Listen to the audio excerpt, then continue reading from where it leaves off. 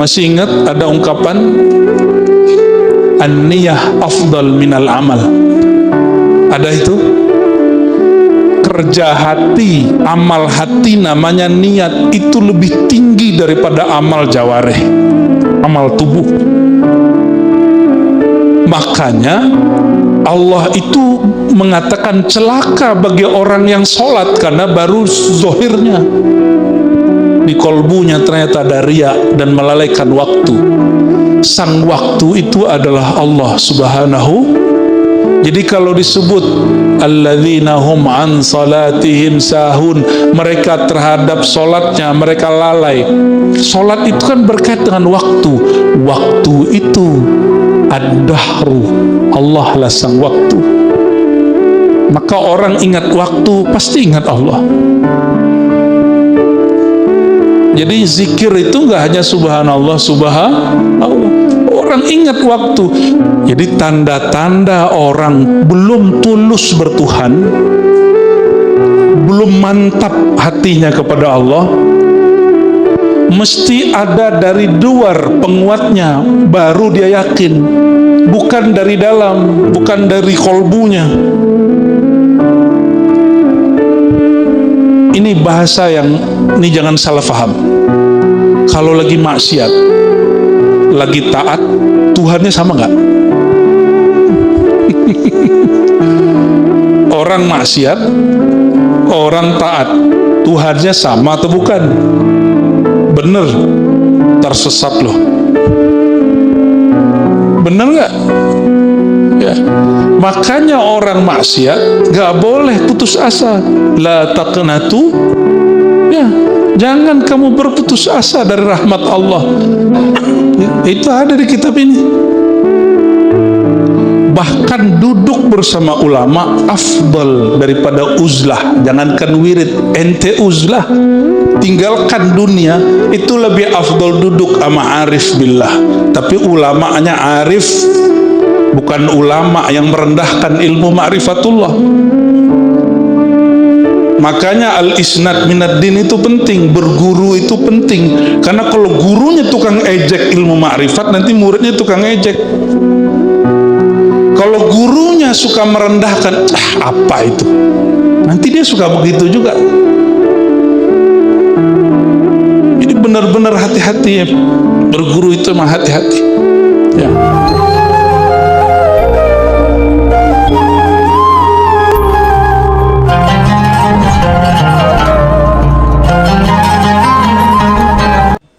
Alhamdulillahil hakim alladzi 'allamana bil hikam. Asyhadu an la ilaha illallah wa asyhadu anna Muhammadan 'abduhu wa rasuluh.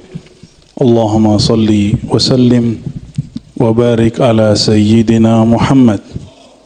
Allahumma salli wa sallim wa barik ala sayyidina Muhammad. Allahumma salli wa sallim wa barik ala sayyidina Muhammad wa ala alihi wa ashabihi wa li baitihi wa dhurriyyatihi ajma'in. Amma ba'du, Allahumma akhrijna min zulumatil wahmi wal jahli ila al ma'rifati wal ilmi wa min al bughdi ila al hubbi wa min at tafarruqi ila al wahdati, amin ya rabbal alamin. Puji syukur kepada Allah.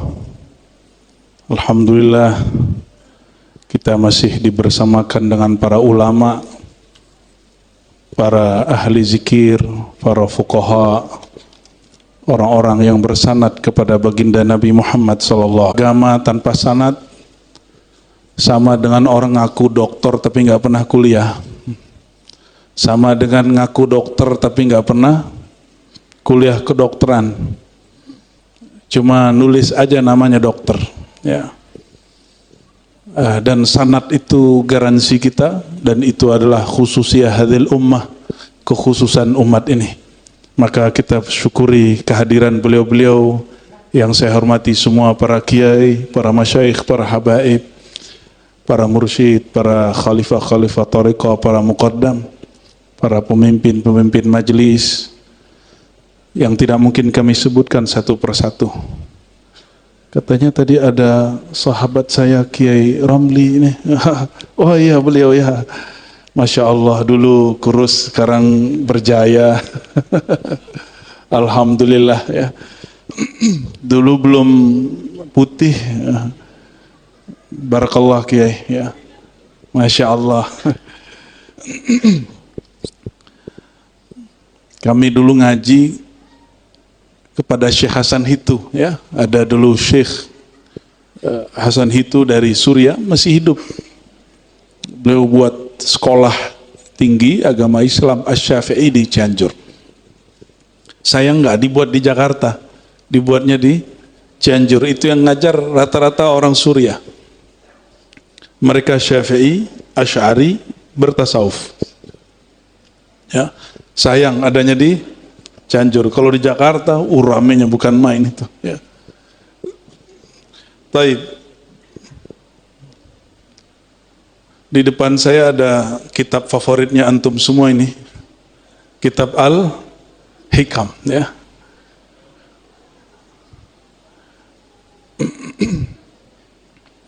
Saya buka saja hikam yang pertama ya.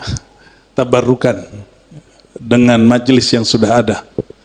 Sebelumnya kita perbanyak salawat dan salam kepada ruhaniyah baginda Nabi Muhammad sallallahu alaihi wasallam. Salatu wassalamu alaika ya sayyidana ya Rasulullah. Salatu wassalamu alaika ya abal arwah. Salatu wassalamu alaika ya Habiballah. Dan mari kita baca surah Al-Fatihah untuk Imam Nutailah Sekandari, para aulia-aulia negeri ini, para mursyid-mursyid di negeri ini, para ulama-ulama, habaib, para kiai yang berjasa mengisi keislaman di negeri ini. Lana walahum al-Fatihah. Bismillahirrahmanirrahim. Iyyak na'budu wa iyyak nasta'in. Shiratal ladzina an'amta 'alaihim ghairil maghdubi 'alaihim. Kitab Al-Hikam Bapak Ibu bukan kitab yang rumit. Yang penting tahu cara bukanya. Sama kitab fikih itu tidak rumit. Yang penting tahu cara bukanya. Sama juga kitab hadis tidaklah rumit. Yang penting tahu tekniknya. Saya diprotes banyak, Kiai, kenapa kamu buka hikam? Itu kan rumit. Yang ngomong ahli fikih. Saya bilang, bagi saya kitab fikih yang rumit, Kiai. Kenapa? Dari kecil saya ngaji hikam. Baru kuliah saya ngaji kitab fikih berat seperti Al-Ashbah wa Nazair ya. Kita tes dulu ya. Di luar enggak kena. Tes. Sahih enggak?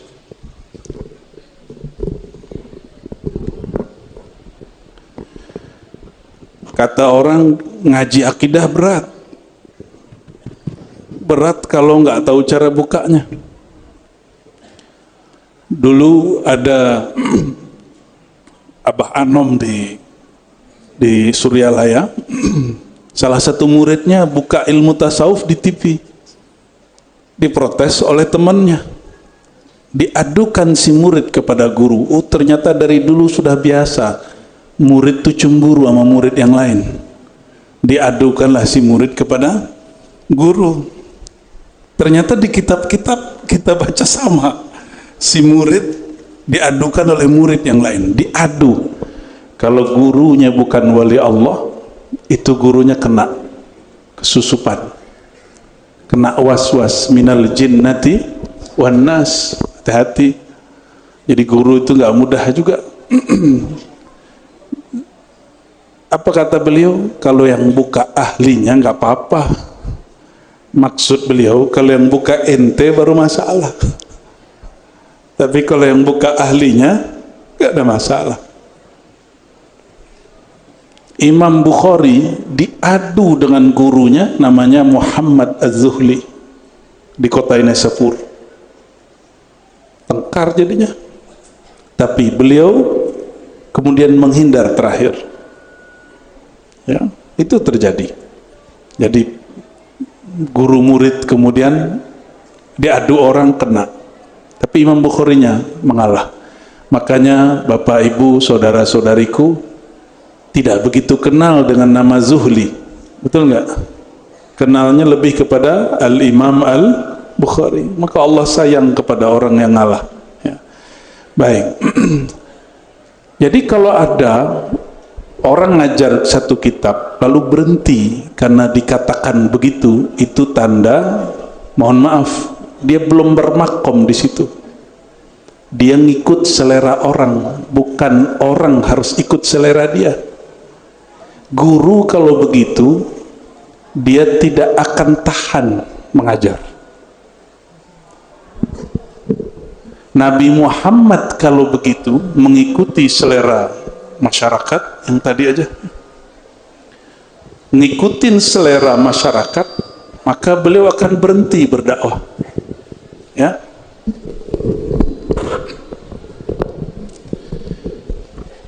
Nah, disinilah perlu seorang guru itu sebelum jadi dai, muallim, perlu melatih kolbunya untuk bersih dari syirik khafi.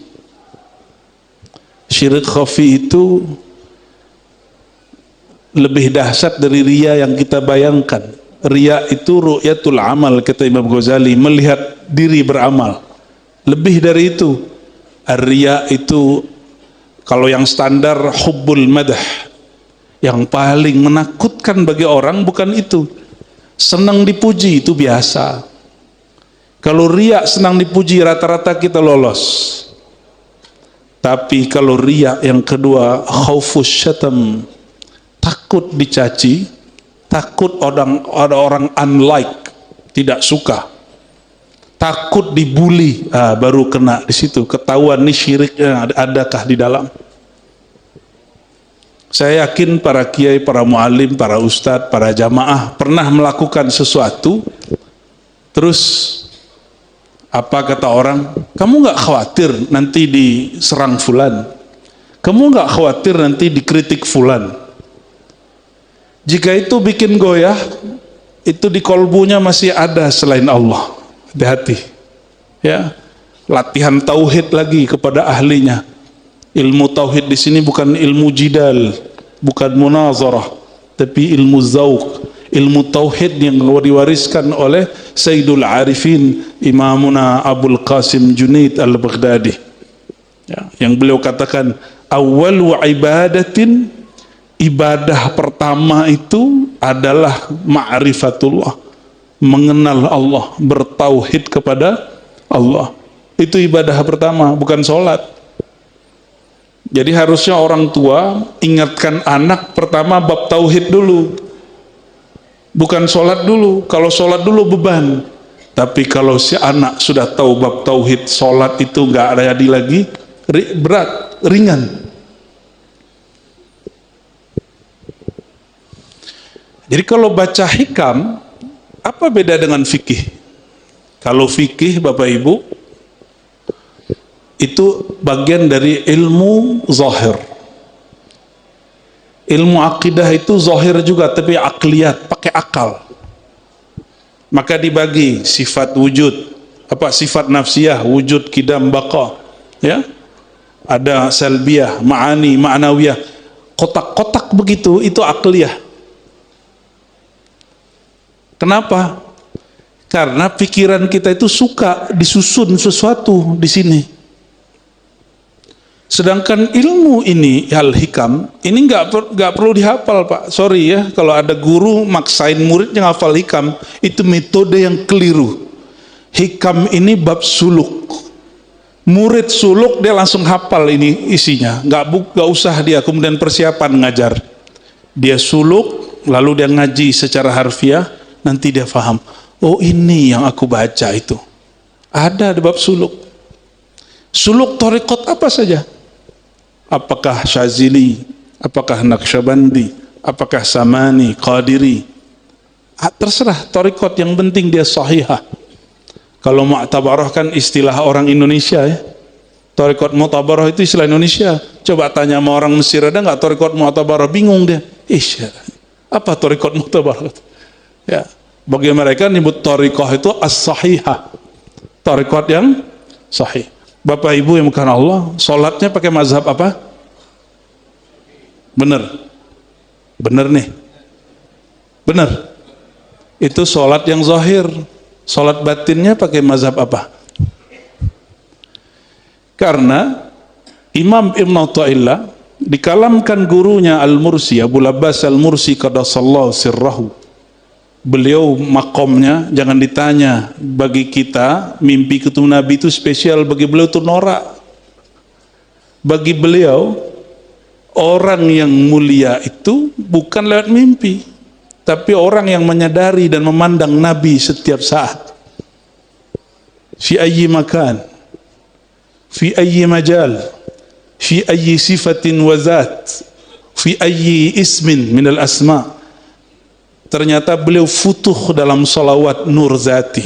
Maka apapun dipandang oleh Imam Al-Mursi, yang dia pandang nur Nabi Muhammad sallallahu alaihi wasallam. Itu kajian basic bagi dia.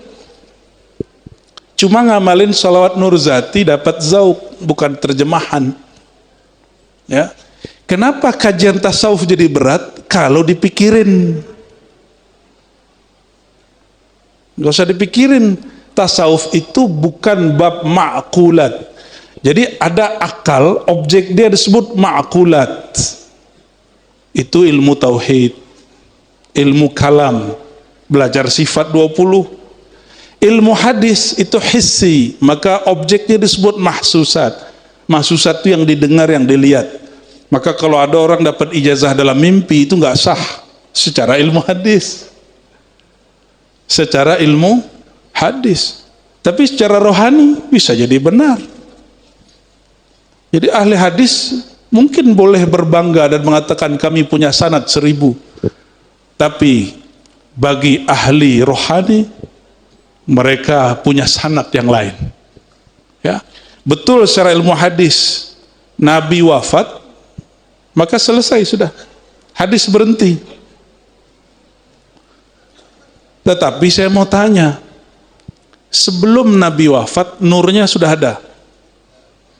Sudah benar. Muhammad Nurullah. Wafat baginda Rasulullah Muhammad bin Abdullah. Muhammad Nurullahnya hilang nggak?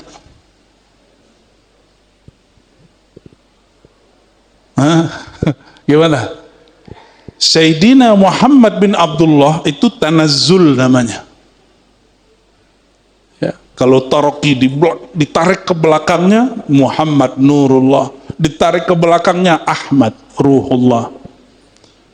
Itu kalau ditarik-tarik ke belakangnya. Dia juga. Ketika meninggal Sayyidina Muhammad bin Abdullah, Muhammad Ruhullah, Muhammad Nurullahnya masih ada nggak? Dulu belum ada Sayyidina Muhammad sallallahu alaihi wasallam. Nabi Adam bertawassul dengan Nabi Muhammad sallallahu alaihi wasallam. Itu tawassul dengan siapa? Muhammad Nurullah. Nurnya. Karena fisiknya belum ada. Ya, fisiknya belum ada.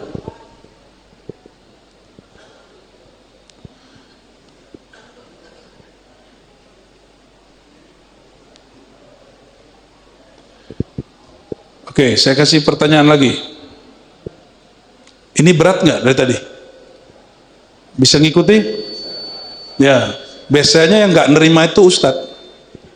Ya, ini kok kajian berat nih kok dibuka. Berat menurut Ustadz belum tentu menurut orang yang tasdik walaupun dia awam. Ya, belum tentu menurut orang yang awam, penting dia tasdik. Ustadz Kiai, mohon maaf, kalau nggak tasdik ilmu ini, sulit terima. Walaupun sudah dapat ijazah thariqat 30. Kan ijazah wirid. Wirid, kalau wirid mah gampang Pak. Saya punya ijazahnya banyak. Tapi ilmu hakikat, ilmu kemakrifatan, itu jalan pintas kepada Allah Subhanahu wa Ta'ala. Antum pilih duduk sama ulama atau wiridan 70.000, pilih mana? Benar ya, itu ada di kitab ini. Bahkan duduk bersama ulama afdal daripada uzlah. Jangankan wirid, ente uzlah, tinggalkan dunia, itu lebih afdal duduk sama arif billah. Tapi ulamanya arif, bukan ulama yang merendahkan ilmu ma'rifatullah. Makanya al-isnad minad din itu penting, berguru itu penting. Karena kalau gurunya tukang ejek ilmu ma'rifat, nanti muridnya tukang ejek. Kalau gurunya suka merendahkan, apa itu? Nanti dia suka begitu juga. Jadi benar-benar hati-hati ya. Berguru itu memang hati-hati. Ya. Sekarang Muhammad Nurullahnya masih ada nggak? Bener, serius. Ya. Terus kenapa antum harus minta mimpi ketemu Rasulullah? Ya. Nggak perlu mimpi ketemu Rasulullah kalau sudah melihat secara hakikat. Orang yang masih minta mimpi itu orang awam. Mohon maaf. Orang mimpi itu, ilmu mimpi sudah dijelaskan oleh ahli neurologi, gelombang otak. Ahli otak. Jadi otak itu bergelombang. Ya, kita nggak usah sebut dengan istilah kedokteran, pakai istilah ulama ahli zikir. Ala bidzikrillah tatmainnul qulub. Ketahuilah hanya dengan menyebut nama Allah kalbu jadi tenang. Coba tanya sama dokter atau pakar ilmu neurologi itu, orang tidur mimpi itu gelombang otaknya tenang atau bergerak kencang? Dia tenang. Rasulullah SAW itu gelombang otaknya tenang ketika beliau sedang sadar, maka beliau melihat yang dilihat orang dalam mimpi. Ulama wali Allah arif billah itu gelombang otaknya sampai tenang padahal matanya melek, makanya dia bisa lihat yang nggak dilihat oleh mata ini. Nggak perlu belajar ilmu aneh-aneh, cukup tenangkan kolbunya, maka nanti dia akan lihat yang nggak dilihat oleh mata ini, tapi dilihat oleh basirah, dilihat oleh basirah. Maka orang yang bermimpi itu hanya buah di dalam jaganya, dia sudah jatuh cinta kepada Rasulullah SAW. Maka ketika dia tertidur, cinta itu bergerak. Bisalah dia melihat baginda Nabi Muhammad SAW. Tidak hanya baginda Nabi Muhammad SAW, arwah para nabi, arwah para aulia bisa ketemu. Makanya kakek gurunya Ibnu Athaillah namanya Abul Hasan Asy-Syadzili. Apa kata beliau? Saya berguru kepada Jibril tuh. Antum bisa percaya nggak beginian? Ada di kitab Lataiful Minan, kitab standar itu di tasawuf. Apa kata beliau? Aku ngaji kepada Jibril, ngaji kepada malaikat, ngaji kepada arwah-arwah, bahkan ar-ruh al-akbar. Saya awal baca kitab itu agak ngeri juga bacanya. Tapi setelah kita kemudian mengkomparasikan ilmu agama, ilmu kedokteran, kan ilmu ini sama dari Allah semua. Barulah kita faham. Ibnu Athaillah Sakandari ini kolbunya sangatlah tenang. Saya mau tanya Pak, ini pernah saya tanyakan kepada orang-orang di luar. Kitab ini ditulis sebelumnya di kolbu guru atau di kertas yang ada di lemari guru?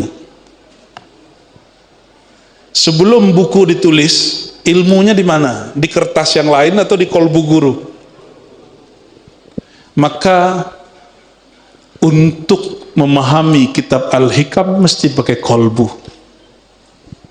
Mesti pakai kolbu. Jadi ini ilmu kolbu.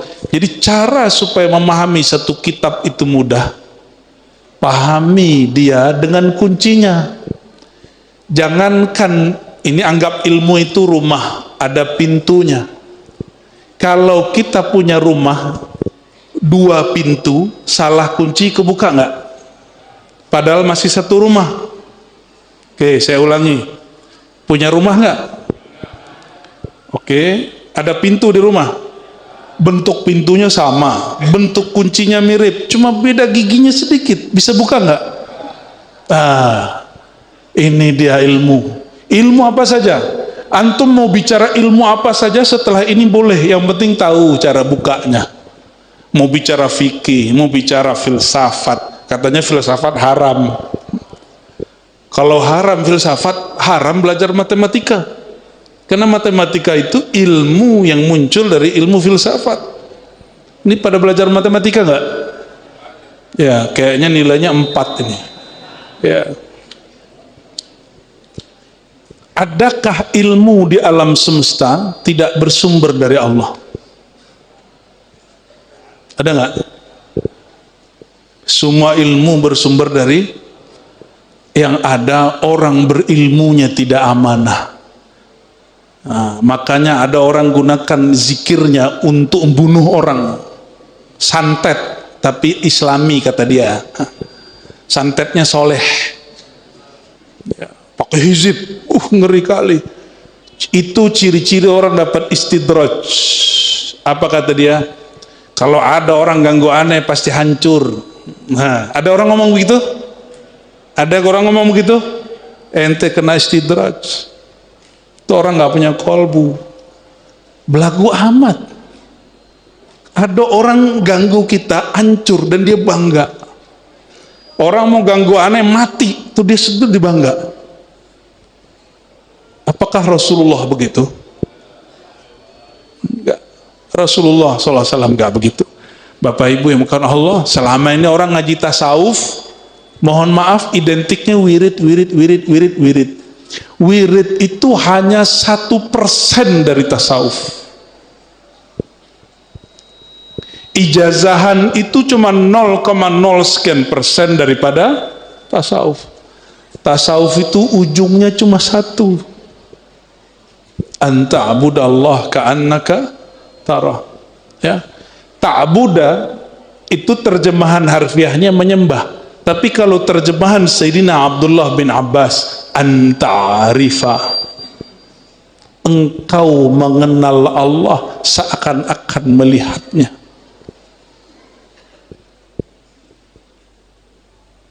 Kalimat ini kan seakan-akan. Kenapa? Karena melihat Allah nggak pakai mata. Kenapa melihat Allah nggak pakai mata? Karena Allah bukan fisik.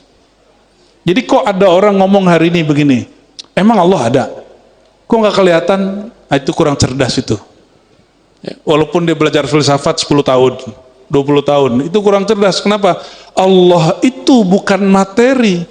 Terus dia bilang, kalau Allah ada kenapa nggak kelihatan? Mata ini hanya melihat yang materi. Yang tidak materi nggak kelihatan oleh mata. Jangankan Allah, lapar aja nggak kelihatan sama mata. Lapar itu materi atau rasa?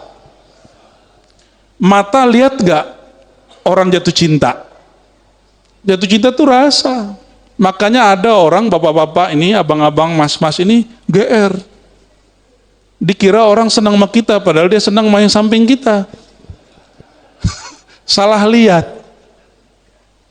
Pernah kejadian nggak? Ya, korban patah hati nih ya. Jadi mata, dia hanya melihat yang fisik. Allah tidak dilihat dengan yang fisik, kecuali af'alnya Allah. Bisa kita lihat dengan fisik. Jadi marahlah seorang ustadz di kampung seberang sana, saya nggak boleh cerita kepada kami. Ente bilang Allah nggak bisa dilihat, saya lihat Allah katanya. Waduh, ngeri kali Pak. Ente ngeliat Allah. Iya, saya ngeliat Allah dirimu. Waduh. Terus di tembok kelihatan juga. Iya. Saya tanya, di kelihatan nggak? Kurang hajar dia itu. Ya. Kok bahasanya melihat Allah di semua tempat? Itu bahasa begitu nggak pas. Yang pas itu, ra'aitu fi'lallah. Aku lihat perbuatan Allah. Kalau perbuatan Allah kelihatan. Ini kelihatan nggak saya hari ini? Malam ini? Allah lagi ngapain? Allah malam ini ngapain? Malam ini nih ngapain Allah nih? lagi dudukin saya di atas mimbar, terus bicara depan antum, ya itu salah satu perbuatan Allah. Yang terlihat perbuatan Allah, bukan Allah. Ngaji Ahlus Sunnahnya begitu. Kalau mata nggak bisa lihat.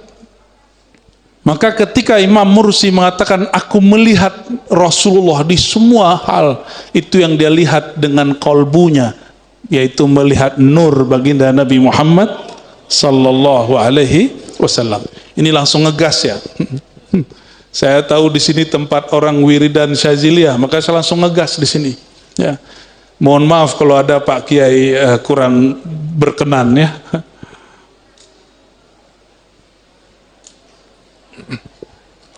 Jadi belajar tasawuf bukan diakal-akali. Orang yang mengakal-akali tasawuf, dia akan mentok, nanti bilang tasawuf itu ribet. Ya. Sama ahli fikih belajar ilmu hadis, kata dia ribet. Hadis saja harus dipretelin. Emang kalau ribet terus tak berhenti?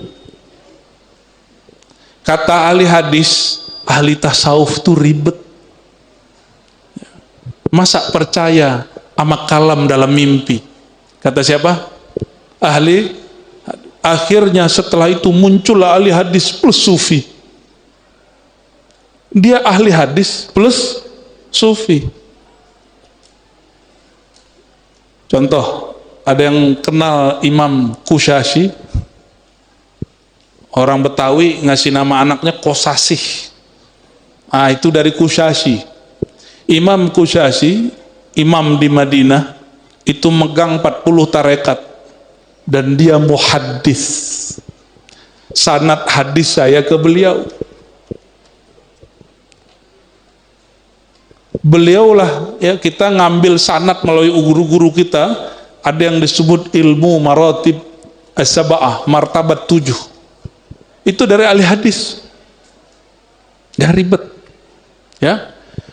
Maka Bapak Ibu yang dimuliakan Allah, ilmu tasawuf itu tidaklah sulit kalau dibuka dengan kuncinya.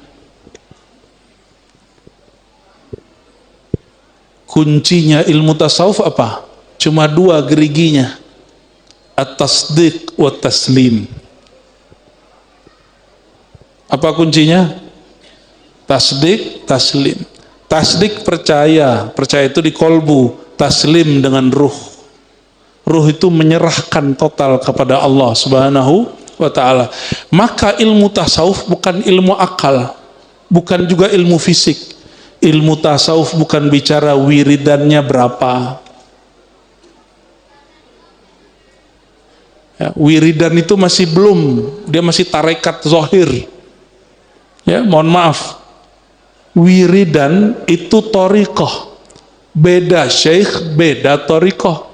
Kalau tasawuf gak berubah-ubah, thariqah boleh berubah. Boleh dicek. Syaziliyah yang di Mesir, Syaziliyah yang di kampungnya Imam Syazili, Syaziliyah yang di sini, beda gak amalannya? Beda. Coba cek. Yang sama paling cuma wirid asas. Astagfirullah 100, la ilaha illallah 100, sallallahu ala Muhammad 100, lalu subhanallah subhanallah azim, itu paling. Selebihnya ada perbedaan-perbedaan. Kenapa? Karena thariqah itu berubah, revisinya ada setiap masa. Di Mesir ada Syekh Ali Jum'ah, ada Syekh Yusri, itu gurunya sama, tapi kumpulan zikirnya ada yang nambahin, ada yang tidak. Di sini pakai hizib bahar nggak? Hizib bahar. Syekh Ali Jum'ah nambahkan, Allahumma sakhir lana asy-syamsa wal qamar kama sakhartahuma li sayyidina Muhammad. Ada nggak di hizib bahar kita? Nggak ada. Ditambahin oleh beliau. Jadi kalau wiridan itu akan berubah-ubah. Ya. Mohon maaf, thariqat Qadiriyah. Pasti ada yang orang Qadiriyah yang hadir. Qadiriyah yang saya kenal dulu nggak ada zikir 165, zikirnya cukup 11 atau kalau mau serius 100. Tapi Syekh Ahmad Khatib Sambas, beliau mengajarkan muridnya 165, maka disebutlah Qadiriyah wan Naqsyabandiyah. Di tempat yang lain beda lagi. Nah, itu jalan. Tapi kalau tasawuf gak berubah. Bapak Ibu yang karena Allah, ini sering saya sampaikan. Ini yang paling mudah sebelum baca yang pertama. Kita ini sudah bertasawuf tanpa disadari. Contoh, kita bilang ke anak, nak, yang ikhlas ya, jangan pamrih. Itu adanya di kitab fikih, akidah atau tasawuf? Di mana Pak? Tasawuf apa fikih? Ya, kita ngomong ke anak, nak, yang penting kamu jujur. Ayah tidak marah. Jujur itu ada di kitab mana? Tasawuf, fikih apa tauhid? Tasawuf. Benar. Oke. Kita ngomong ke orang ketika dapat musibah, isbir, kamu yang sabar ya. Sabar itu di kitab mana? Tasawuf. Berarti hari-hari kita sudah terus kenapa antum tidak mengkaji tasawuf kepada sumber aslinya? Itulah sebabnya saya agak khawatir ya, agak kecewa. Justru yang menjauhkan umat dari tasawuf itu ustadz-ustadz juga. Ya, semoga ustadz yang hadir, kiai yang hadir tidak begitu. Ya, sepakat? Sepakat ya? Baik, kita masuk ke hikam nomor pertama. Bismillahirrahmanirrahim.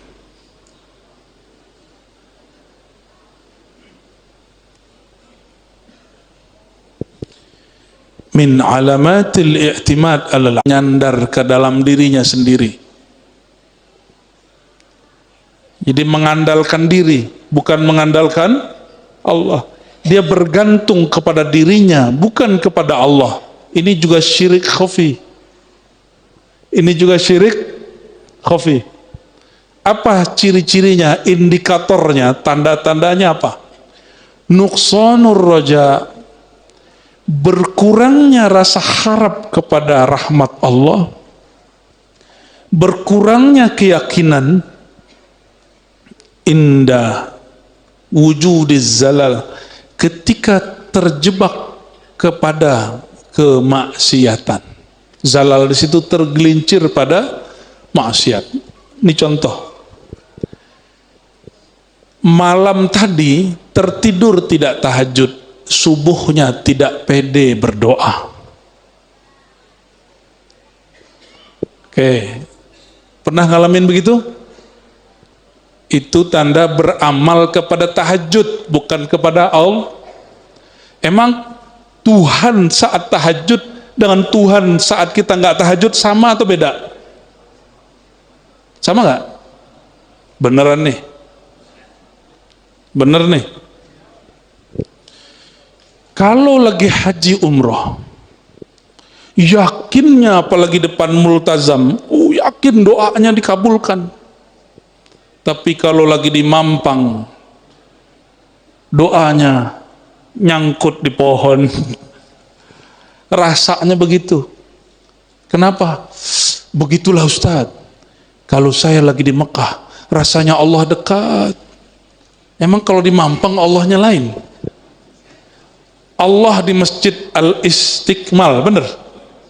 Allah yang di Masjid Nabawi, Masjid Al-Haram sama atau beda? Benar?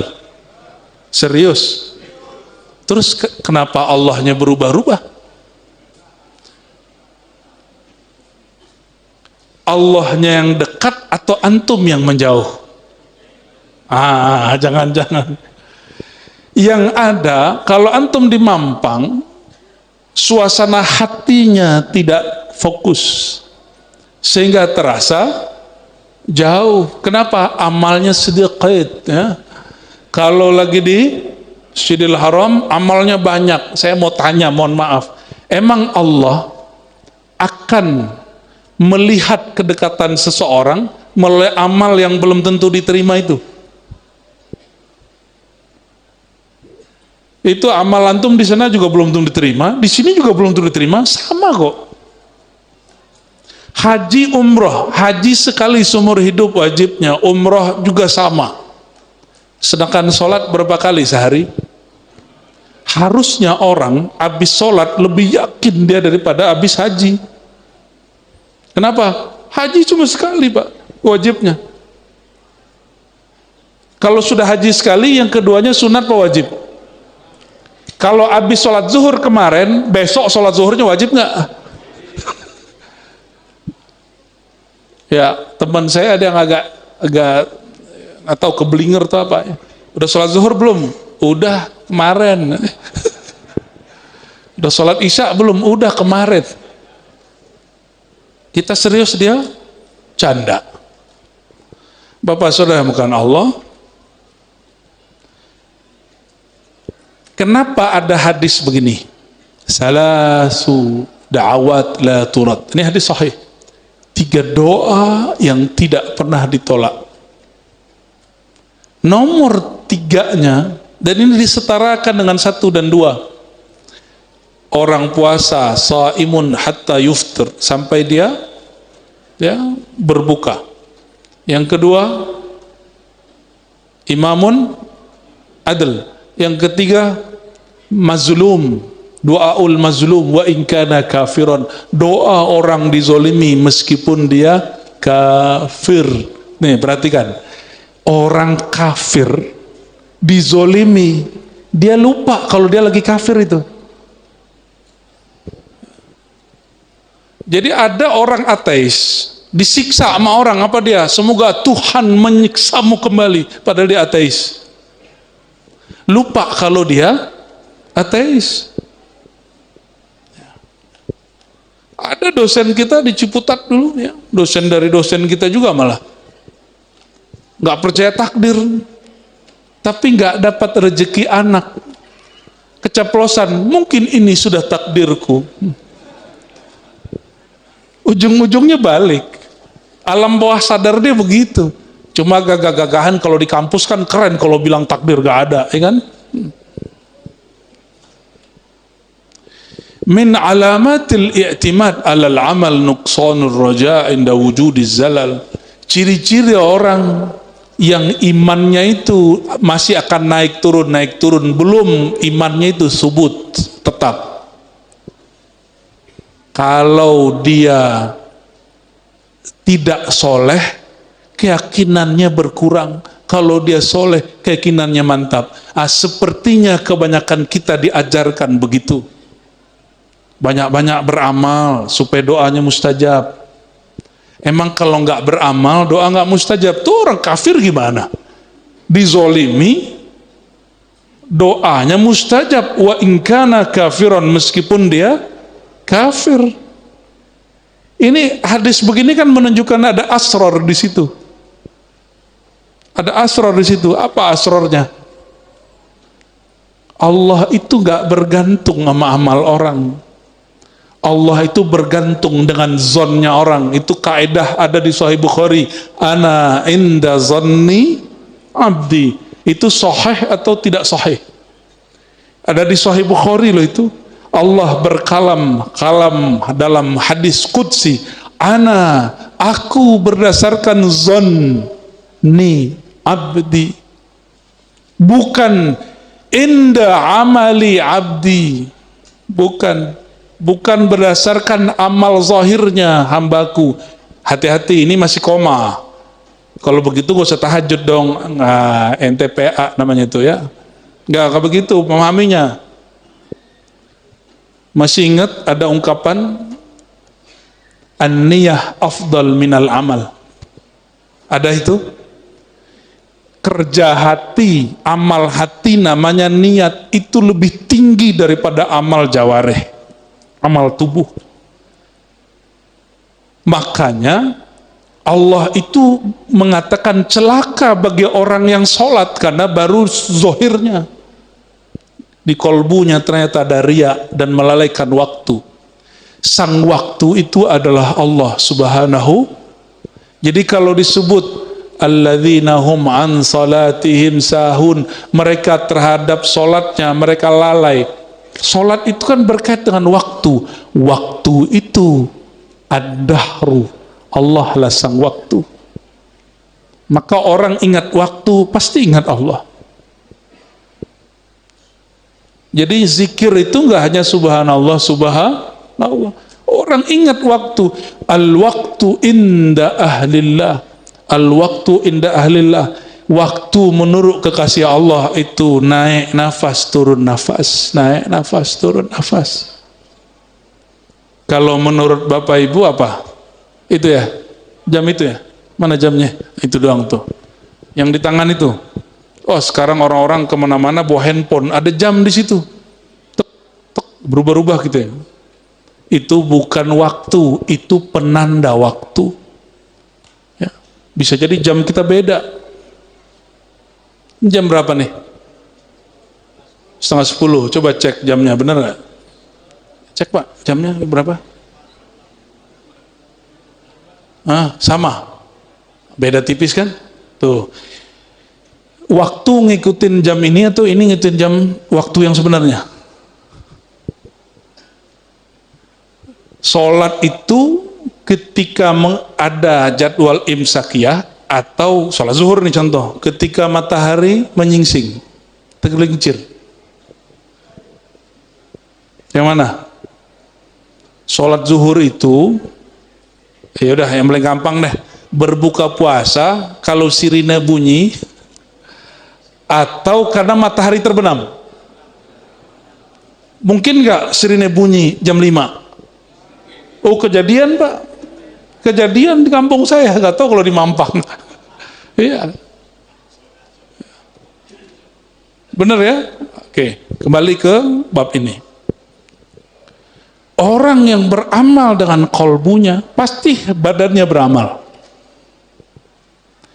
Dan mohon maaf, kita selama ini hanya diajarkan ilmu amal zahir. Ilmu amal kolbu jarang diajarkan. Makanya sering ngomong bertasawuf itu sulit. Akhirnya banyak orang ngomong begini sekarang, jujur nggak hidup loh, itu kan? Hari gini jujur nggak hidup loh. Ada orang ngomong begitu sekarang. Karena kita tidak mengajarkan tasawuf dari basic. Karena ustadz-ustadz, mohon maaf para kiai, sering mengatakan tasawuf itu berat. Kalau bagi saya yang berat itu zikir 1000, tahajud, itu berat tuh.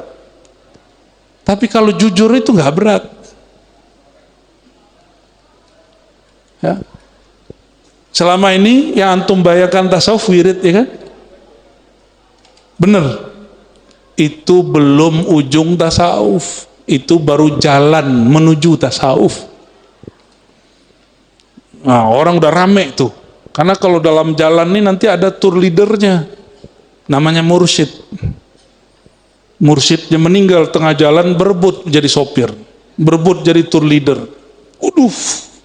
Maka Imam Sya'rani mengatakan hati-hati terhadap bab kemursidan, bab pemimpin majlis, pemimpin zikir. Di situ nanti syaitan bisa masuk. Hati-hati. Di situ ada egois, ada orang berebut di situ. Ya, sudah banyak. Dan itu bukan hanya terjadi di Indonesia, terjadi dari masa ke masa.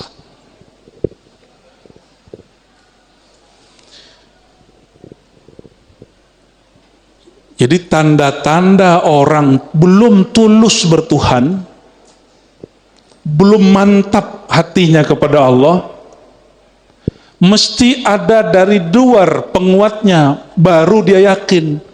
Bukan dari dalam, bukan dari kolbunya. Ini bahasa yang, ini jangan salah paham. Kalau lagi maksiat, lagi taat, Tuhannya sama nggak? Orang maksiat, orang taat, Tuhannya sama atau bukan?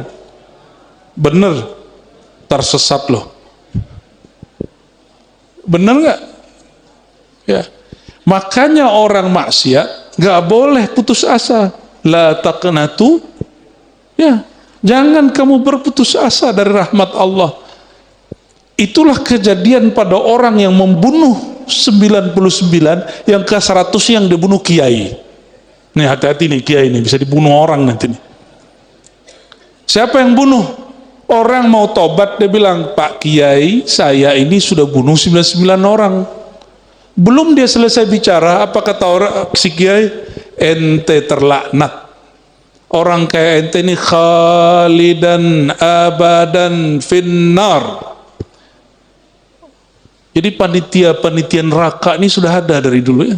Itu hadis Sahih Bukhari itu, Pak. Nabi cerita tentang Israiliyat yang sahih. Bahwa ada ulama-ulama yang suka jadi panitia neraka. Padahal dia belum pernah ke neraka juga. Siapa tahu ada nama dia di neraka, kan nggak tahu. Ada yang sudah berkunjung belum studi tour ke neraka? Cek dulu nama kita dari sana nggak? Antum neraka-nerakain orang. Karena Rasulullah SAW mengatakan, di surga ada namamu, di neraka ada namamu. Masalahnya nama yang di neraka sudah dihapus belum? Kalau sudah dihapus, antum baru bisa main sembarangan ngomong, ya. Tapi siapa yang begitu? Ya, maka Sayyidina Al-Hasan Al-Basri mengatakan di Sahih Bukhari diriwayatkan, man amina minan nifaq fahuwa munafiq. Siapa yang merasa dirinya aman dari maksiat hati, yaitu kemunafikan, maka orang itulah munafik.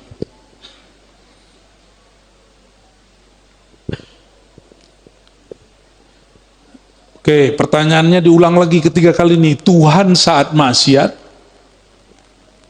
Tuhan saat taat, sama atau bukan? Benar. Tuhannya penyihir dengan Tuhannya ahli bertauhid yang berdoa dengan zikir, sama atau bukan? Terus kok bisa penyihir lebih ampuh daripada ahli zikir? Karena si penyihir yakin ahli zikir sibuk sama angka. Belum, kurang 3. Ijazah dari guru aneh harus sekian, kalau kurang nggak ampuh. Sibuk sama angka. Padahal angka itu cuma membantu frekuensi kolbu. Mungkin di angka sekian sama lisannya sejalan dengan kolbunya, itu yang disebut dengan muwafaqah. Ya, baru dia nyambung.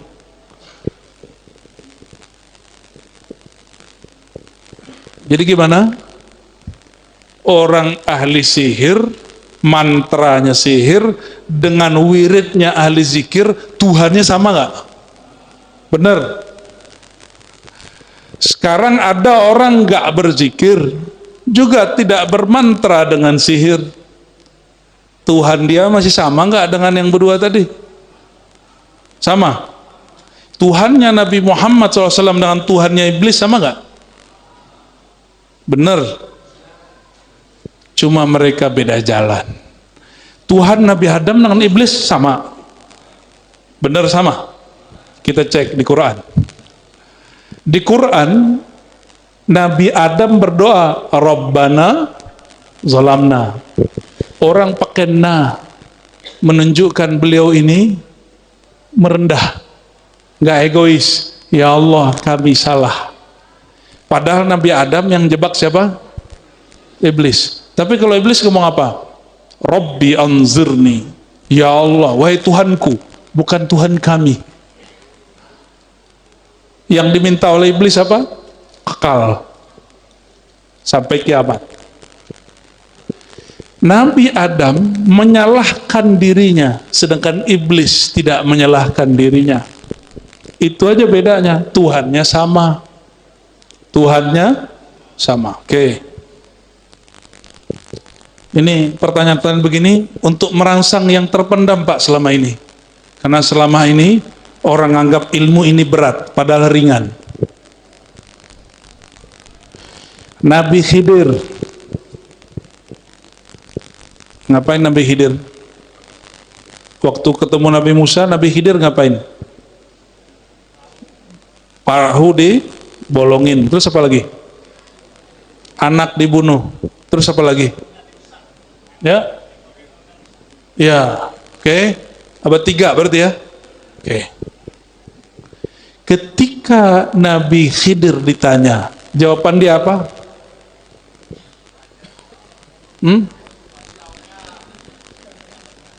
Oh bukan, jawaban dia tentang ilmu hakikat ini. Wa ma fa'altuhu, gimana ayatnya? Tidaklah aku melakukan itu dari perintah diriku. Tapi nggak nyalahin Allah. Padahal Nabi Khidir, Nabi Musa sama-sama faham bahwa itu hakikatnya adalah Allah. Coba perhatikan, ini adab orang bertasawuf. Walaupun secara hakikat yang mencabut nyawa anak kecil, yang menggerakkan Nabi Khidir itu Allah, yang menggerakkan Nabi Khidir rusak kapal itu Allah, tapi secara adab ahli ma'rifat tidak boleh dikalamkan. Jadi tasawuf itu sederhana, bicara adab, bicara adab. Jadi ada orang datang kepada saya, apa kata dia? Kata dia nih Pak, Muhammad yang di Madinah itu sudah mati. Ngomongnya begitu, Muhammad yang di Madinah itu sudah mati. Sebanyak tuh orang nama Muhammad di Madinah, yang mana yang dimaksud tuh? Tapi Muhammad dalam diriku masih hidup.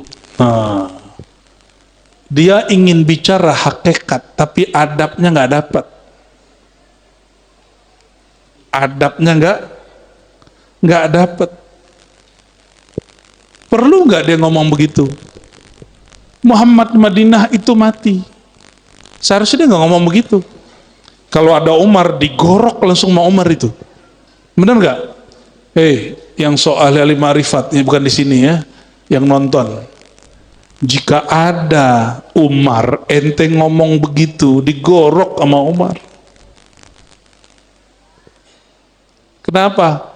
Ma'rifat tuh ujungnya adab. Adab tuh ringan, nggak usah dibicarakan yang begitu. Bicarakan dengan lafaz yang sedikit dikunci. Itulah kuncian. Hikam ini berhasil menguncinya dengan baik. Makanya sampai hari ini kitab hikam ini setelah Al-Quran, Bukhari, Muslim, dalam tasawuf ini yang lebih populer. Ini dengan kitab Ihya itu popularitasnya, kalau sekarang ini hikam ini orang, mungkin dia paling viral. Entah dia, entah Ihya. Antara dua kitab itu. Ya. Cuma kan nggak ada Pak istilahnya kitab viral kan? Nggak ada. Nah, Ibnu Athaillah itu mengajarkan di kitab ini kalau bertasawuf pakai adab. Kenapa? Bedanya iblis dan Adam. Sayyidina Adam alaihissalam Tuhannya Allah, iblis Tuhannya Allah. Iblis minta nggak beradab, Sayyidina Adam minta dengan adab. Itu aja bedanya. Sama-sama ngomong ma'rifat, sama-sama ngomong ma'rifat.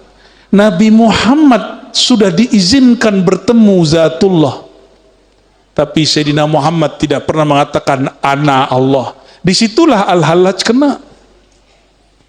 Meskipun secara ilmu hakikat Al-Hallaj itu benar, tapi secara adab Nabi Muhammad yang makomnya lebih tinggi dari Hallaj nggak pernah ngomong begitu. Makanya yang menyidang dia wali juga, sama dengan Syekh Siti Jenar. Saya percaya dengan makom beliau, tapi karena dia berbicara sesuatu yang Nabi Muhammad SAW tidak membicarakannya secara terang-terangan, tapi dia bicarakan, maka dia kena hukum melanggar adab. Bukan hukum dosa, bukan hukum sesat seperti yang dibayangkan sebagian ahli akidah. Kenapa? Karena Al-Hallaj Syekh Siti Jenar bukan bicara bab akidah. Nah, ini rumus kepada kiai-kiai yang masih ngotot bilang Al-Hallaj itu kafir, Syekh Siti Jenar itu sesat. Itu salah kamar. Ini imam bukan bicara bab tauhid versi ahli kalam. Ini imam bicara tauhid versi ahli hakikat. Maka di atas hakikat ada ma'rifat. Ma'rifat itu disebut al-ma'rifah al-muhammadiyah, ma'rifat Sayyidina Muhammad, ma'rifat abdun. Maka disebut dalam surat Al-Isra, subhanalladzi asra bi abdihi. Abdun itu adalah puncak adabnya ahli ma'rifat. Meskipun beliau kalau lagi ahwal, lagi kerja bakti mau perang, apa kata beliau? Ma khalallahu batila ala ma khalallahu batila. Sahih Muslim, Sahih Bukhari. Ketahuilah selain Allah batil sia-sia tiada. Nabi ditanya bab hakikat, ya, Nabi bersenandung dengan bab hakikat. Diambil kalam Labid. Baik. Jadi Allah dulu sekarang sama nggak? Sebelum kita sholat, saat kita sholat, setelah kita sholat, Allah aja sama nggak? Bener. Sebelum kita doa, saat kita doa, setelah kita doa, pengetahuan Allah bertambah apa berkurang? Atau sama aja? Saya ulangi, ini pertanyaannya agak panjang. Sebelum antum doa, lalu setelah berdoa, pengetahuan Allah tentang hajat antum bertambah atau sama?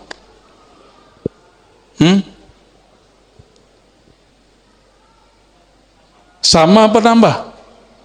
Bingung kan?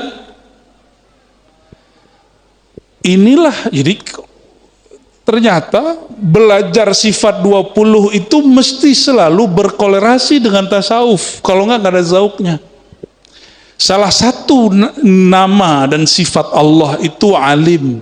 Di sifat ma'ani ilmun, ma'nawiyah kaunuhu aliman. Benar nggak? Allah itu tahu.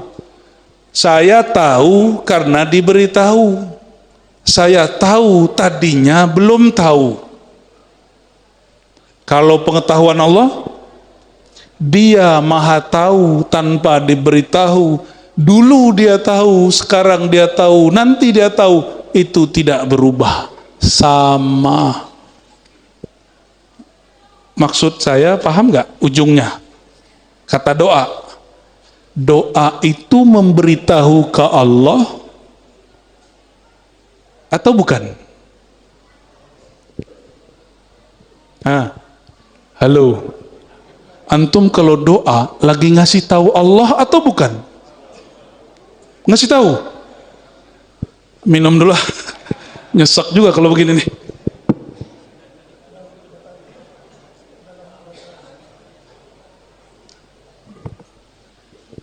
Kita kalau doa, aneh kalau doa, antum doa, itu memberitahu Allah atau bukan? Wah, mulai mikir nih, mulai loading nih. Saya ulangi, Allah maha tahu, sifat ma'ani, ilmun, ma'anawiyah, kaunuhu, aliman. Bagaimana Dia tahu? Bi ghairi wasitatin, wala sababin, wala ta'allumin, wala ta'limin. Allah itu tahu tanpa sebab, tanpa alat, tanpa diberitahu, tanpa belajar. Itu kaidahnya. Oke. Allah tahu nggak dengan hajat yang kita kalamkan dalam doa? Sebelum kita berdoa, bahkan sebelum kita ada. Bener nih. Sebelum antum ada, Allah sudah tahu belum yang bakal dibaca dalam doa itu? Terus doa kita untuk apa? Gak usah doa gitu. Gak usah doa gitu. Jadi doa untuk apa? Ini yang terpendam nih, kecerdasan terpendamnya ini ya. Orang ngaji hakikat ma'rifat pasti cerdas rohaninya. Walaupun di sekolah IQ-nya rendah. Batin dia nanti akan bahagia. Karena itu terpendam, biasa dipukul-pukul terus atas waktu rumit.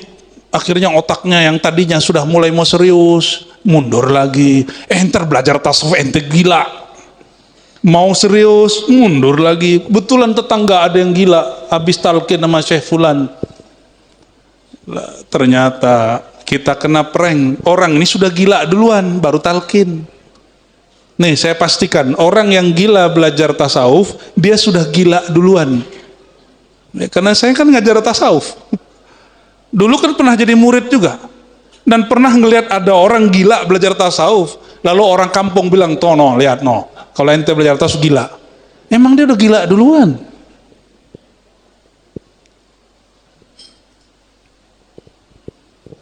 Oke. Kalau Allah pengetahuannya sama, dulu, sekarang, dan nanti sebelum kita ada, Allah sudah tahu apa yang mau kita kalamkan, yang mau kita minta. Terus doa itu apa? Bukan memberi tahu, bukan mengingatkan Allah yang lupa, karena Allah tidak pernah lupa. Ini kebanyakan orang awam berpikir Allah itu lupa dengan hajat dia. Allah itu lalai dengan dia. Makanya wajib belajar sifat 20 digabungkan dengan ilmu tasawuf, baru bernilai hafalan sifat 20-nya. Kalau enggak cuma ngapalin isi kitab, zauknya enggak ada, rasanya enggak ada. Oke, kita clearkan benar-benar. Antum doa sekarang untuk apa? Ngasih tahu Allah lagi? Kan Allah udah tahu, ngapain dikasih tahu? Apa tuh?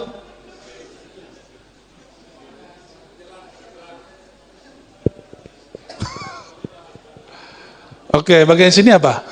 Kalau doa ngapain? Minta. Ya doa ya minta.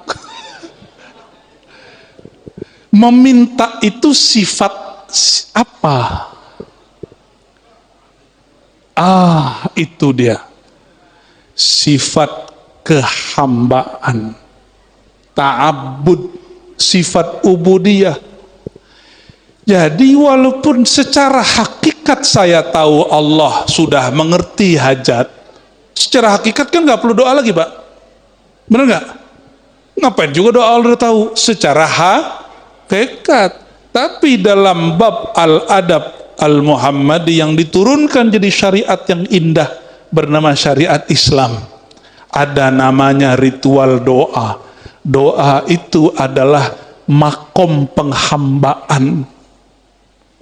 Menghambakan itu. Makanya orang kalau belajar ilmu hakikat sombong-sombong, songong-songong, kalau nggak belajar adab rohani. Ngapain lagi sholat? Kan Tuhan dalam diri aneh gitu. Ada yang ngomong gitu nggak? Ya, ada yang ngomong gitu? Tuh orang-orang PA tuh. Ya, belajar hakikat nggak belajar adab. Adab rohani. Lebih tinggi adab itu yang dimaksud al-adab muqaddamun ala ilmin wa amalin. Itu yang dimaksud. Bukan adab-adab nunduk-nunduk, itu adab sesama manusia. Adab tertinggi itu kepada Allah. Itulah tasawuf. Jadi tasawuf itu tidak hanya belajar akidah akhlak yang kita pelajari di sekolah itu. Itu cuma akhlak kepada makhluk. Akhlak tertinggi kepada Allah. Jadi sekarang doanya coba dinaikin kelasnya. Kalau ada yang berkeyakinan saya doa ngasih tahu Allah, itu akidah ahlus sunnah atau ahlul bid'ah. Sebelum doa, dia berpikir Allah belum tahu. Terus dia doa, wah ngasih tahu Allah dulu lah. Orang begini akidahnya sesuai dengan ahlus sunnah atau bid'ah? Kalau ahlus sunnah gimana tadi? Allah dulu sudah tahu. Sebelum kita doa, sebelum kita ada, Allah sudah tahu. Terus doa itu apa? Sekedar penghambaan, menghina dinakan diri di hadapan Allah. Makanya meminta. Meminta itu penghambaan kepada Allah. Nah, itu nyambungnya. Antum faham begini, doa satu cukup. Rabbana atina fid dunya hasanah wa fil akhirati hasanah wa qina adzabannar. Udah sampai semuanya itu udah. Cuma orang kalau faham bab begini, dia pakai dalam rohaninya. Dia berdoa nggak pengen berhenti. Justru tambah suka berdoa. Baru terasa lezatnya meminta. Jadi kenapa sekarang kita kalau berdoa itu kayak maksa, rasa kayak dipaksain gitu. Apalagi doanya dapat ijazah dari guru, kata guru ini baca 3000 kali, dilihat bahasa Arabnya Masya Allah, tulisannya kayak ular. Ini ijazah dari kiai di Mampang nih ya, dibacanya berapa kali? 3000. Bentuknya kayak, jadi kita ini selama ini sering datang ke kiai yang diminta cuma wirid, itu beban Pak. Nah, di hikam yang sudah sering ngaji hikam, apa kata beliau?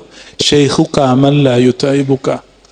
Gurumu bukan yang suka membebanimu, membuat kamu lelah dengan wirid riyadhah. Gurumu adalah orang yang membuat semua wirid, semua mujahadah, semua riyadhah menjadi mudah. Dia sama-sama zikir 1000. Bagi yang pemburu wirid jadi beban. Bagi orang yang sudah kenal ilmu hakikat dan adab, 1000 itu jadi asik. Zikirnya sama, tapi rasanya beda. Makanya kalau belajar di YouTube, dapat zikir 1000 ijazah online dengan ketemu kiai, lalu disebutkan rahasianya, itu 1000 yang dari YouTube itu rasanya berat, yang dari kiai rasanya ringan. Nah, itu energi orang ketemu. Bapak Ibu yang bukan Allah, saudara-saudariku, yang tadi itu berat atau biasa aja? Menurut saya sih biasa aja. Ini biasa, cuma jarang dibahas. Jarang dibahas toh, padahal dia biasa aja. Dia cuma membahas sifat 20. Cuma membahas doa yang selama ini kita kerjakan hampir setiap hari. Ibu-ibu sukanya ngapain? Nazar, benar nggak? Dia kira nazar bisa merubah takdir. Itulah awam. Bapak Ibu, maka tauhid itu terbagi 3. Tauhid awam. Awam ini mengira peran dia berpengaruh pada Allah. Doa dia memberitahu Allah. Doa di Mekah dengan doa di Mampang lebih cepat di Mekah. Padahal Tuhannya sama. Benar? Ya. Orang taat, orang maksiat. Kalau doa, kira-kira duluan mana sampainya?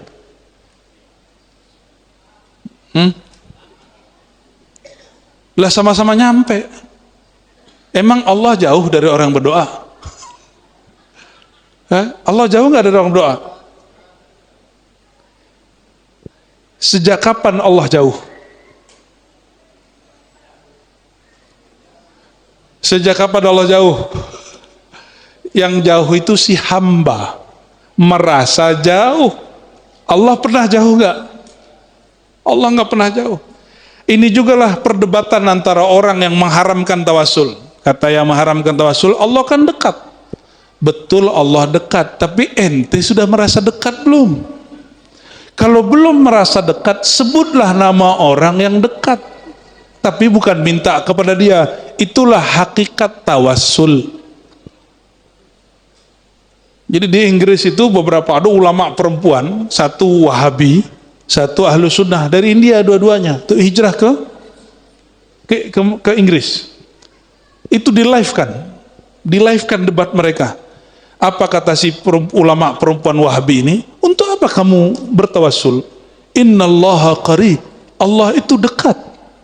Ud'uni astajib lakum. Ya. Berdoalah, pasti aku jawab. Apa kata yang Ahlu Sunnah, yang perempuan? Betul, ayat yang kamu baca benar. Masalahnya bukan Allah dekat, Masalahnya, apakah rasa dekat itu ada di hatimu? Karena rasa dekat itu belum muncul di dalam hati, maka sebutlah nama hamba Allah yang dekat, Sayyidina Muhammad sallallahu alaihi wasallam, Syekh Abdul Qadir Jilani, Abul Hasan Syazili, Bahauddin Naqsyabandi, terus sebut saja.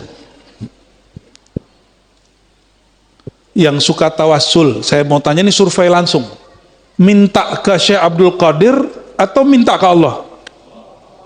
Berarti tidak syirik. Jadi kasih tahu sama mereka yang bilang tawassul itu syirik, ya. Nah, kembali ke sini. Nah, ini bagian. Ini sampai jam berapa nih, Pak?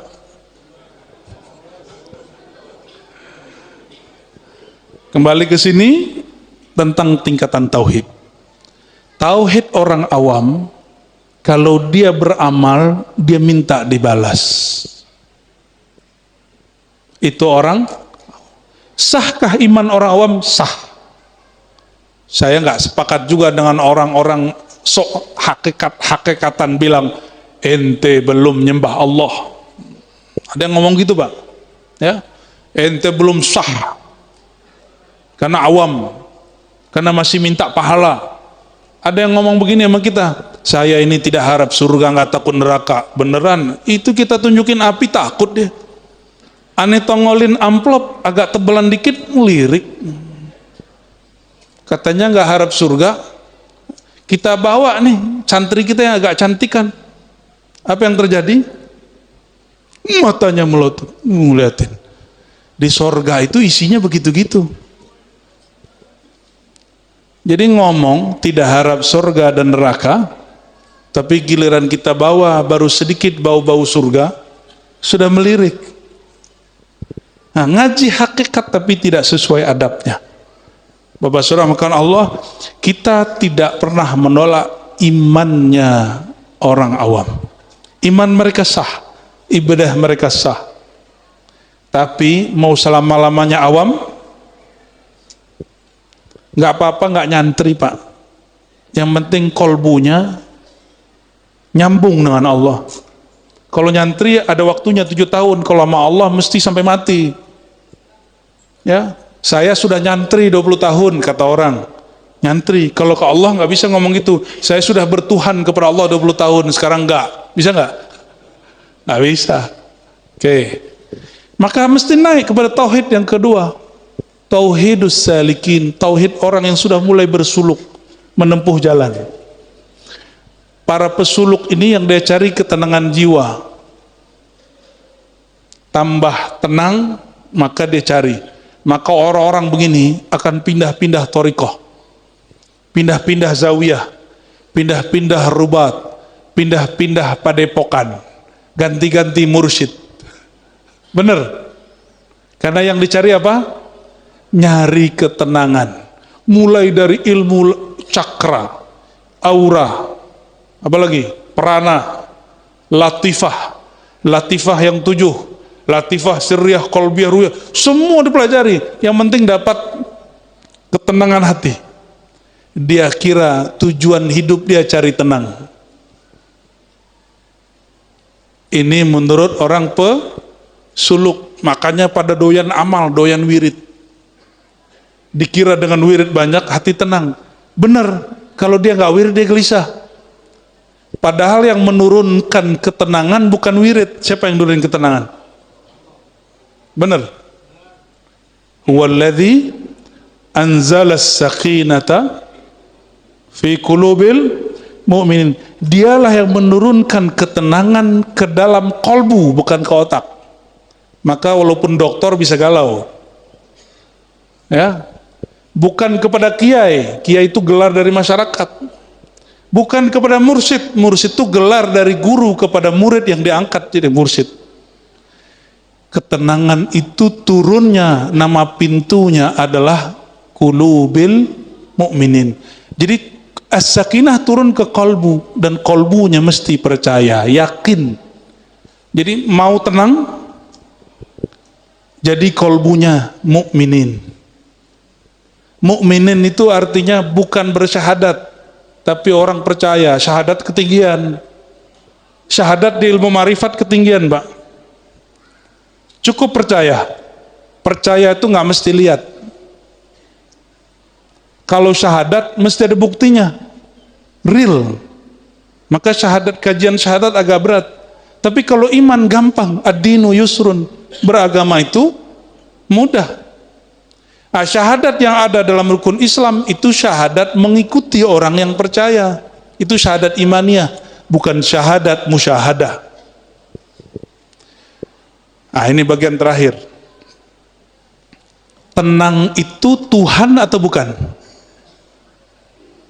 Bukan. Maka nggak usah cari ketenangan. Cukup kolbunya dijadikan mukmin, pasti turun ketenangan. Siapa yang turunin?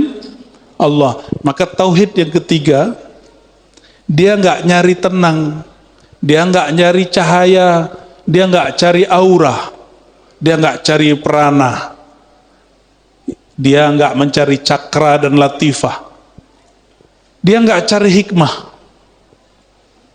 Apa yang dia cari? Ilahi anta maksudi. Yang tujuan dia yang nurunin sakinah. Yang nurunin ya. Kenapa kalimatnya bukan nazzala tapi anzala? Oh, itu ada rahasianya. Kalau nazzala itu berproses dia sampai sekarang. Tapi kalau anzala sekali turun, sekali orang percaya kepada Allah, selama-lamanya kolbunya pasti tenang. Nah, inilah kata Imam Abul Hasan Asy'ari menjadi closing kita, dan itu menjadi akidahnya Imam Syazili. Apa kata Imam Asy'ari? Al-iman la yazidu wa la yanqus. Imam Ahlus Sunnah nih. Iman yang di kolbumu tidak akan naik, tidak akan turun, dia tenang. Itu yang disebut kolbu yang sudah tenang. Tetapi mazahirul iman, penampakan iman seperti wiridan, seperti sholat, seperti amal-amalan zahir, itulah yang bertambah, itulah yang berkurang. Bapak saudara yang makan Allah, ini yang mau kita capai. Yang dimaksud Allah telah di hikmah pertama, yang engkau cari itu Allahnya. Seandainya tidak diturunkan ketenangan, masih nyembah Allah nggak? Benar. Tapi kalau ada murid cari ketenangan, dia amalkan zikir gurunya, dia tidak tenang, maka dia tinggalkan gurunya. Tapi kalau murid sudah kenal bab ini, dia zikir, dia wirid, dia ngaji, tenang, gelisah atau tidak, itu nggak ada masalah bagi dia. Yang dia cari Allah, bukan ketenangan. Ya, ini masih koma. Kalau sholatnya tidak khusyuk,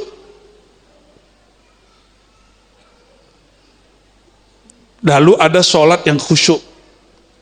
Kalau sekarang sholatnya nggak khusyuk, perasaan bertuhannya berubah nggak dengan ketika sholatnya khusyuk? Kalau berubah berarti iman yang di dalam belum sabit. Masa kalah dengan Heraklius? Kata Heraklius, begitulah orang yang sudah beriman, jika cahaya iman masuk kolbu tidak akan pernah keluar selama-lamanya. Maka sekali orang percaya kepada Allah dengan kolbunya, selama-lamanya dia tidak akan pernah murtad. Selama-lamanya dia tidak akan pernah murtad, gak akan pernah gelisah. Jemaah yang makan Allah, min alamatil i'timad alal amal nuqsanur raja inda wujudi zalal. Kalau diterjemahkan bahasa kesimpulannya, ciri-ciri hamba yang sudah tulus bertuhan, tulus menghambakan diri kepada Allah, maka dia hatinya kepada Allah tidak bergantung kepada kondisi apapun di dunia ini. Mau dia soleh tidak soleh, dia husnuzon kepada Allah. Mau takdirnya buruk tidak buruk, dia husnuzon kepada Allah. Mau sekarang rezeki banyak atau tidak banyak, rasa dia bertuhannya tidak berkurang. Mau takdirnya hari ini oke atau tidak oke, rasa dia bertuhannya tetap stabil. Itu yang dimaksud oleh beliau, mereka lah yang disebut al-mukhlisun, al-mukhlasun. Semoga Allah jadikan kita hamba-hamba yang mukhlisun dan mukhlasun. Amin ya rabbal alamin. Barangkali itu sudah jam 10 ya. Dan saya baru pulang dari Kepulauan Riau, belum sempat istirahat juga ya. Insyaallah jika ada masa kita berjumpa kembali. Subhanakallahumma wa bihamdika asyhadu an la ilaha illa anta astaghfiruka wa atubu ilaik. Wa sallallahu ala sayyidina Muhammad. Assalamualaikum warahmatullahi wabarakatuh.